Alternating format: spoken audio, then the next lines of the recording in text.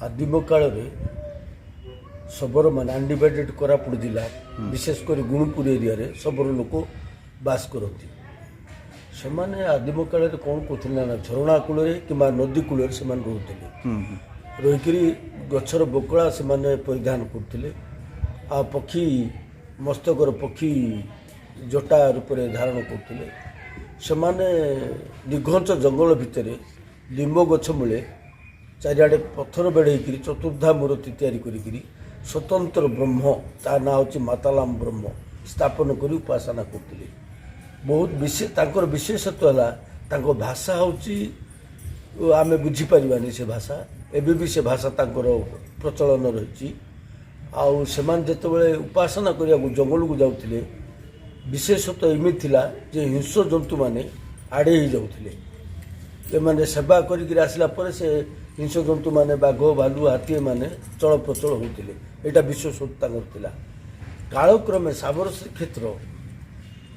सदाशिव रथ शर्मा ये आसते गोटे आलोचना चक्र चलता आपण पुराणा कॉलेज जोटा कि आज वोमेन्स कॉलेज हो पंचायत भवन बोली कहती आलोचना चक्र रे से प्रवचन चलता एटर आदिवासी जो मैंने सबरो आदिवासी गाधवा प्रजा कंद एमाने कौन कले प्रवचन न शुणिकी से निजे निजे नड़िया भांगीदे आईठा कोली सबू ठाकुर को खुआइले यही समय सदाशिव रथ शर्मा जी पूजक आसते छोट जगन्नाथ मूर्ति धरिकी सी बारण करते बारण कर सदाशिव रथ शर्मा मना करदे ना रे बाबा जिते रामचंद्र ये वनवास करते ये दंडकारण्य पूर्वर ये दंडकारण्य एरिया थिला आज मालकानगिरी जोटा से माल्यवंतगिरी ये दंडकारण्य प्रोजेक्ट थिला से जो स्मरण थिला सबरी जो कोली देथिला रामचंद्र को